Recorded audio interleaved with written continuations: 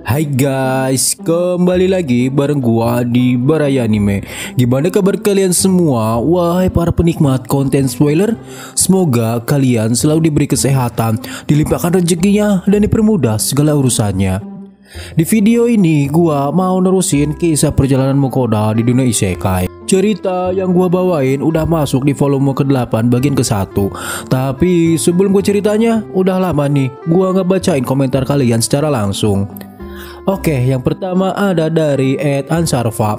Wah, gak ada adegan kaget para budak pas tahu hewan kontraknya kah? Membayangkan kagetnya lebih lucu malah membayangkan muka merekanya juga. Haha, sama sebetulnya Mimin juga merasa kayaknya kocak banget sih.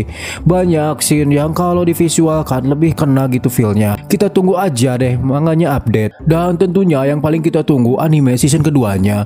Selanjutnya ada dari Ed Fernandinto Aliansa. Min, memang Sultan Mukoda, tapi Jonas terus menerus. Untung dia dikasih kemampuan umur panjang. Ya, di sini kita juga bisa ambil hikmahnya. Tidak ada orang yang sempurna. Hehe. Kemudian ada dari Ed Muhammad Januar. Min, godaan minuman oleng sangat sulit ditahan. Dewa Dewi sekalipun sulit menahannya. Yaps, tapi itu perilaku yang tidak boleh dicontoh ya teman-teman. Air mineral lebih baik dan bagus bagi kesehatan kalian. Hehe. Ayo kita galakan minum air mineral 2 liter per hari. Dan terakhir ada dari Sevrio Marco. Selamat pagi Min. Wah, mantap pagi-pagi kerja ditemenin cerita Mimin. Salam dari Brunei. Selamat pagi juga buat Abang Marco. Semoga setelah mendengar Mimin ngoceh makin semangat kerjanya. Hehe. BTW, tinggal di Brunei enak kah? Mungkin segitu dulu aja beberapa komen yang bisa Mimin bacain secara langsung. Buat yang belum sempat Mimin baca, insya Allah Mimin usahain buat dibalas di chat. Dan untuk kalian yang suka dengan channel ini tapi belum sempat subrek, sok atuh dipencet tombol subreknya biar video Mimin bisa tersebar ke seantero isekai. Jika sudah, kita langsung gaskan ke videonya. Volume 8 bagian ke-1.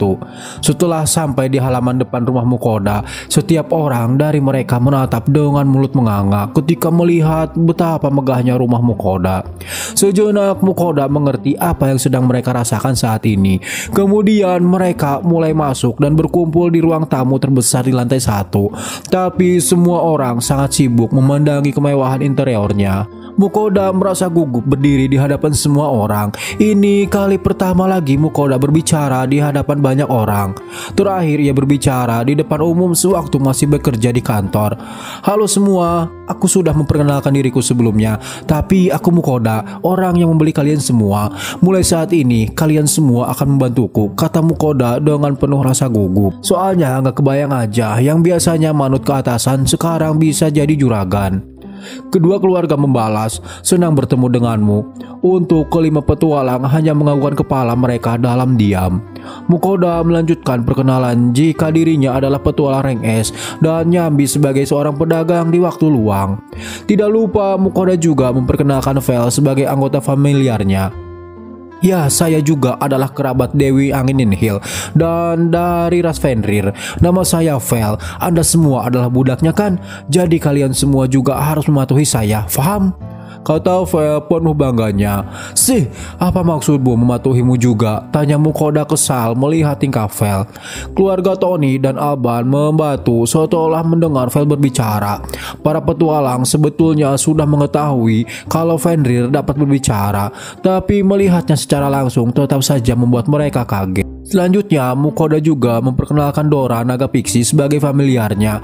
Walau tubuhnya kecil tapi ia sudah balik, kata Mukoda. Kemudian Mukoda memperkenalkan familiar terakhirnya bernama Sui berjenis slime. Untuk kebutuhan makan mereka dan kita semua Mukoda akan menyiapkannya. Setelah perkenalan itu dan sambutan yang Mukoda ucapkan, selanjutnya Mukoda mulai membagi tugas dan tanggung jawab yang akan mereka kerjakan. Para wanita dari keluarga Tony dan Alban akan memelihara gedung utama. Tempat ini sangat besar, jadi mungkin itu akan menjadi pekerjaan yang sulit. Mukoda juga tidak mewajibkan mereka membersihkan dari ujung ke ujung setiap harinya. Bisa dicicil namun tetap terlihat resik. Lalu untuk para bapak-bapak dan lelaki ditugaskan memelihara area halaman, memotong rumput dan memelihara hamparan bunga. Ada banyak yang harus dilakukan di sana juga, tapi Mukoda tidak meminta untuk terus dibersihkan, namun dijaga agar lumpur liar tidak sampai berkembang biak. Selain pekerjaan rumah, ada pekerjaan khusus dan pekerjaan ini yang harus dijaga kerahasiaannya. Semua tertuai dalam kontrak. Kemudian Mukoda menanyai mereka produk sampo dan sabun yang dijual di toko Lambert. Tabata mengangkat tangannya dan berkata, "Itu sedikit mahal, tapi bau sabun itu sangat wangi. Aku juga punya satu." Adiknya menyela, "Kapankah kamu punya itu?" "Hele, diam saja, aku juga perempuan tahu." Ya, memang benar, para wanita dari ras apapun sangat terpikat dengan khasiat sabun dan sampo itu. Mukoda mempertimbangkan untuk langsung memberitahu mereka soal skill uniknya, karena mau bagaimanapun mereka akan tinggal dengannya dalam waktu yang lama. Ditambah nanti juga beberapa dari mereka akan bertugas packing ulang sabun dan sampo itu. Jadi hanya selisih waktu saja sampai mereka mengetahuinya. Mungkin tidak apa-apa jika aku memberitahu mereka saat ini. Jadi semuanya, sabun dan sampo yang dijual di toko Lambert adalah produkku, kata Mukoda, membuat semua orang terutama para wanita melohok. Singkatnya, Mukoda memberitahu tentang skill uniknya, yaitu dapat berbelanja barang dari dunia lain. Salah satunya sampo dan sabun itu. Nampak semua orang masih hulang-hulang tidak mengerti dengan apa yang Mukoda jelaskan. Kemudian terdengar suara gemuruh yang bukan tanda hujan. Suara itu berasal dari perut si kecil Lotte. Sekalian sebagai bahan penjelasan, Mukoda mencoba membeli sebuah kue di supermarket online. Setelah pencet sana dan sini, kemudian cering, gedebluk, sebuah kardus mendadak muncul di hadapan mereka. Sontak membuat para petualang terperanjat, dikira itu kekuatan sihir. Mukoda mulai membuka kardus yang berisi roti manis dari dunia lain dan dibagikannya ke masing-masing orang di sana. Awalnya mereka merasa ragu, takutnya diracun buat dijadikan tumbal. Tapi si kecil Lotte yang udah lapar memakannya terlebih dahulu. Enak pican, rasanya manis seperti madu, kata Lotte dengan mulutnya penuh dengan krim. Melihat itu, semua orang mengikuti Lotte dan sudah dipastikan wajah mereka berubah setelah merasakan rasa roti itu. Mukoda juga mempunyai bagiannya sendiri. Saat ia membuka plastiknya, srek! Dari kejauhan, Vel berlari mendengar suara itu. Wah, pelanggaran, kau enak-enaknya makan-makan tidak ngajak-ngajak, kata Vel dengan kesalnya. Sui dan Dora pun mengikuti langkah Vel dan meminta kue bagian mereka juga. Setelah itu, Mukoda memberitahu tugas dari kelima budak yang pandai bertarung. Jika menurut Lambert, ada beberapa orang yang berusaha mengintai tokonya untuk mencari informasi tentang produk sampo dan sabun itu. Kalau para penjahat itu tahu jika Mukoda adalah suppliernya, bisa saja mereka akan mendatangi rumahnya. Jadi tugas kelimanya semata-mata sebagai pengaman atau bahasa kerennya hansip. Mereka semua mengangguk bersiap dengan tugas yang diberikan Mukoda. Tidak lupa Mukoda juga berkata kepada keluarga Tony dan Alban, bila terjadi sesuatu kepada mereka, bisa meminta bantuan para hansip atau kepada Mukoda sendiri. Mukoda menyarankan ketika bekerja di luar, ia berharap ada yang mendampingi salah satu dari kelima hansip itu. Setelah tugas dan kewajiban sudah Mukoda jelaskan, ia lalu membawa kedua keluarga itu ke tempat tinggal mereka di samping rumahnya. "Oh, baiklah," kata Lotte cemberut dengan pipi mengembung, karena dirinya masih merasa lapar menunggu makanan yang Mukoda janjikan. Melihat itu, kakaknya yang bernama Oliver menutup kepala Lotte sambil menggendongnya. Eric terlihat sangat panik dan kedua orang tuanya meminta maaf atas tingkah laku si bocil. Bukannya marah, Mukoda malah merasa iri kepada keluarga mereka. Ikatan mereka sebagai keluarga begitu erat. Andai Feodoraku belum. Sudahlah, kata Mukoda kembali merasa patah hati. Setelah mengantarkan mereka ke tempat tinggalnya masing-masing, saatnya memasak untuk makan makan malam pertama mereka. Untuk kali ini tentunya Mukoda ada yang membantunya. Namun sesampainya di rumah utama ada yang harus Mukoda lakukan, yaitu menyembuhkan penyakit Aija, istri Tony. "Maaf, apakah Aija masih merasa kurang sehat?" tanya Mukoda, dan sang suami Tony langsung menundukkan kepalanya. "Kami akan membuatnya sembuh, entah bagaimana caranya. Tolong jangan usir kami," kata Tony terlihat takut. Putranya Kosti dan putrinya Seija keduanya nampak gelisah, dan Aija mencengkram bajunya begitu sangat erat. Kalian kenapa? Apa yang kalian pikirkan itu terlalu jauh. Aku baru saja membeli kalian, mana mungkin aku mengusir kalian begitu cepat," kata Mukoda menenangkan mereka. Menanyakan hal itu cukup merepotkan buat Mukoda. Akhirnya ia menggunakan skill penaksir kepada Aija, dan didapati jika dirinya memang belum sepenuhnya sembuh dari penyakit paru-parunya. Dalam kondisinya saat ini, ramuan yang membuat Aija dan keluarganya berhutang telah berhasil dan penyakitnya telah mereda, namun belum sepenuhnya sembuh. Kemudian Mukoda mengeluarkan ramuan mujarab yang dulunya dibuat Sui untuk menyembuhkan penyakit ibu dari Dairil dan Iris. "Tolong minum ini, itu akan menyembuhkan penyakitmu," kata Mukoda, dan Aija mengambilnya dengan ragu-ragu. "Maaf Pak, ini ramuan?" Tony bertanya dengan hati-hati, soalnya warnanya berbeda dari apa yang pernah dilihatnya. Mukoda menimpali jika itu adalah ramuan ajaib yang bisa menyembuhkan penyakit apapun dalam satu tegukan. No, Mukoda, itu teh eliksir bukan? Kau tidak bisa memberikan kepadanya begitu saja," kata Tabata melompat ke hadapan mereka. Tabata mengira jika ramuan itu Mukoda dapatkan di dalam Denyen, dan eliksir itu sangat berharga. Mungkin saja harganya senilai dengan harga mereka ber-14 orang, bahkan lebih. Luke dan Irvin juga dengan semangat berkata, "Apa Anda enggak rugi memberikan barang berharga itu kepada seorang budak?" Di sini mereka sangat kaget aja, karena eliksir merupakan barang langka dan berharga. Beberapa eliksir level tinggi malah bisa membuat si peminumnya hidup abadi. Di sini Mukoda menjelaskan jika eliksir yang ia berikan kepada Aija adalah buatannya sendiri, dan itu tidak akan memberinya hidup abadi, namun khasiatnya cukup untuk menyembuhkan dari berbagai penyakit. "What the fuck? Anda membuat eliksir itu sendiri?" Tabata, Luke, dan Irvin kaget. "Ya, intinya ini bukan sesuatu yang tak tergantikan untukku, jadi aku minta Aija meminumnya," kata Mukoda dan mendorong Aija kembali untuk meminumnya.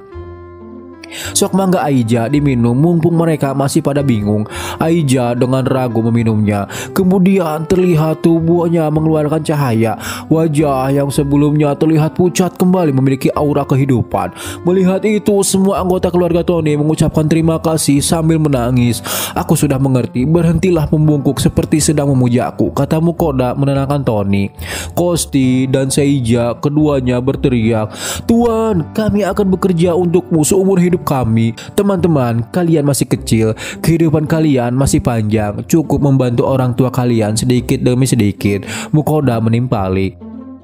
Kemudian ia menanyai kondisi Aija setelah meminum ramuan itu.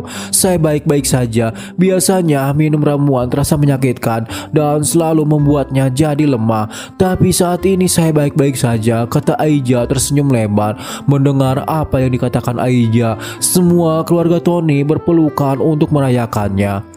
Setelah keharuan itu, Mukoda mengajak para gadis ke dapur untuk membantunya memasak.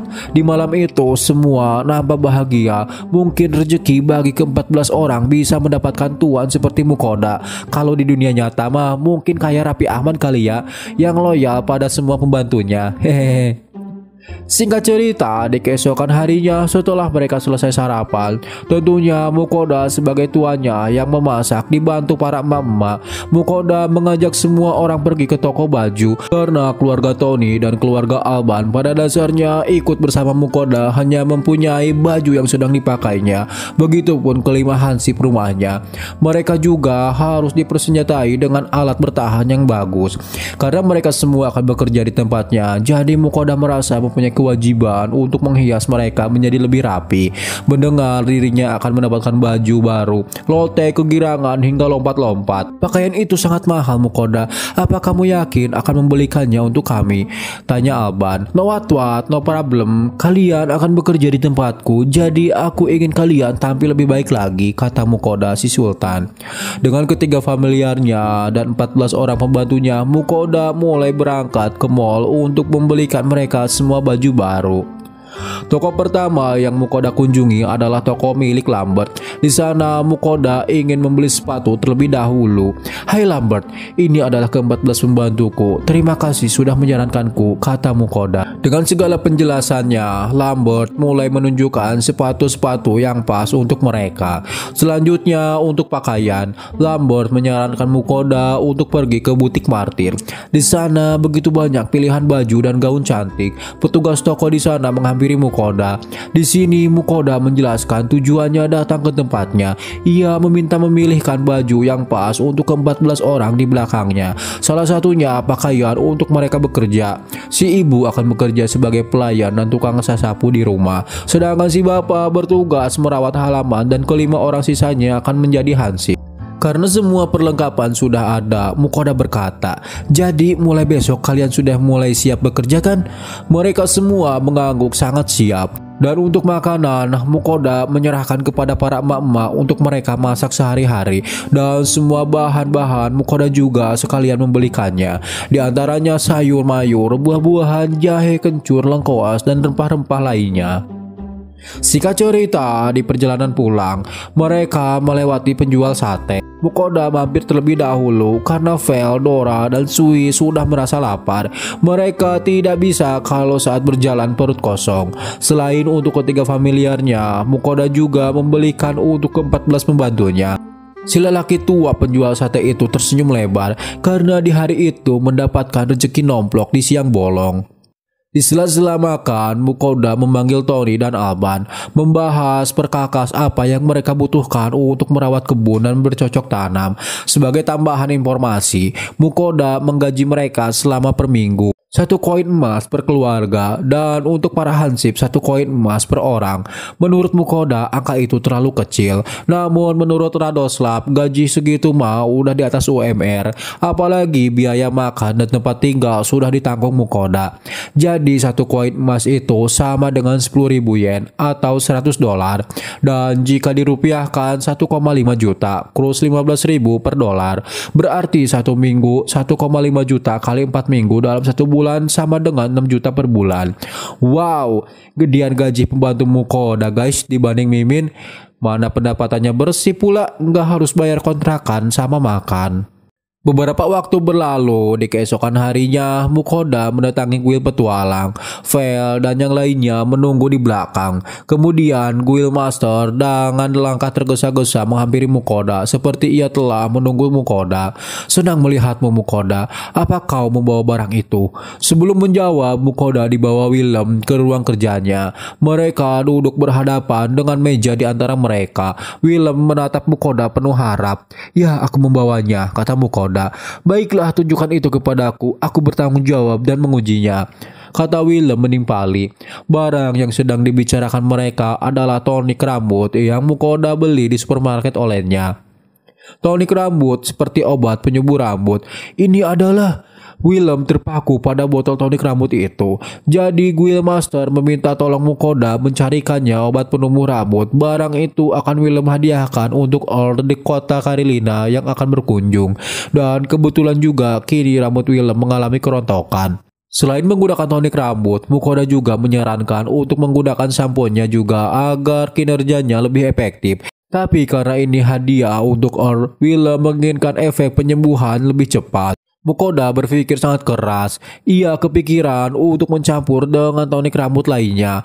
Tapi setiap perusahaan pasti mempunyai formulanya sendiri. Kalau dicampur bukannya efeknya bagus, malah bisa bertambah buruk. Kemudian pikiran Mukoda teralih dengan eliksir buatan Sui yang mempunyai efek pemulihan. Mungkin saja jika dicampur dengan itu, efek dari tonik rambutnya akan lebih baik. Lalu Mukoda meneteskan eliksir buatan Sui ke dalam botol tonik rambut itu. Setelah cairan itu bercampur, sesaat botol itu bersinar putih dan tonik rambut yang awalnya berwarna putih berubah menjadi merah muda. Reaksi pertama Mukoda adalah menggunakan skill penaksirnya pada botol tonik rambut itu. Didapati tonik rambut itu bernama penumbuh rambut super, memiliki efek yang sangat baik pada pertumbuhan rambut, terutama efektif pada penipisan dan kerontokan rambut. Tatapan Guildmaster terpaku kepada botol tonik rambut. Aku akan memastikannya untuk menggunakannya malam ini. Setelah Guildmaster berbicara, ia lalu menutup kembali tutup botol tonik rambut itu, seolah barang itu adalah harta tak ternilai harganya. Singkat cerita, sudah 3 hari berlalu sejak Mukoda menyerahkan obat pertumbuh rambut itu kepada Guildmaster. Sementara itu Mukoda sedang melihat pembantunya sedang bekerja di pagi hari sambil bermalas-malasan. Vel mengeluh karena tidak bisa pergi berburu, tapi ia melampiaskan kekesalannya itu dengan bermain di lapangan yang luas bersama Dora dan Sui. Keluarga Tony, Alban, dan mantan petualang sangat antusias dengan pekerjaan mereka. Bahkan kelompok anak-anak, Kosti, Seija, Oliver, Eric, dan Lotte berusaha sebaik mungkin. Di antara mereka, Lotte si bungsu menghabiskan setiap harinya dengan berguling-guling dari satu tempat ke tempat lainnya. Lotte bisa makan enak setiap hari, jadi Lotte akan melakukan yang terbaik juga. Dia berkata, mungkin saat ini adalah fase terbaik dari ke-14 orang pembantu Mukoda. Selain keluarga mereka tetap utuh, sekarang mereka dapat hidup dengan layak. Hampir semua kebutuhan mereka ditanggung Mukoda. Bagaimanapun, semua orang bekerja sangat baik. Untuk orang-orang yang berniat jahat kepadanya, Mukoda sebetulnya bisa sedikit tenang. Selain ada kelima penjaga, dirinya juga memiliki familiar yang kuat. Namun agar ia lebih tenang dalam beraktivitas di setiap harinya, Mukoda sangat berharap banyak kepada Guildmaster agar segera membangun koneksinya dengan Earth Langlir. Untuk itulah Mukoda menyiapkan obat penumbuh rambut, yang berarti sang Earth Karelina mengalami masalah dengan rambutnya. Tidak lama setelah itu, Mukoda bergegas pergi ke Guild Petualang bersama Vel dan yang lainnya. Melihat Mukoda datang, salah satu karyawan Guild Petualang berlari memanggil Guildmaster. Kemudian Guildmaster pun menunjukkan dirinya. "Oh Mukoda, apa kabar?" tanya Guildmaster. Melihat Guildmaster yang tersenyum lebar, Mukoda kaget dengan mulut menganga. "Guildmaster, rambutmu? Haha, bagaimana kamu menyukai ini kan? Aku terlihat lebih jantan kan?" kata Guildmaster dengan senangnya. Rambut Guildmaster yang tadinya sedikit telah tumbuh kembali. Nyatanya sekarang seperti singa, sangat lebat, dan rambut putihnya berubah menjadi coklat kembali. Meski baru 3 hari, kondisi rambutku berubah sangat drastis. Guildmaster kembali berkata, "Ya, semua itu berkat tonik rambut dan sampo Mukoda. Jadi sepertinya barang-barang itu sangat bekerja dengan sangat baik," kata Mukoda yang sangat senang dengan hasilnya.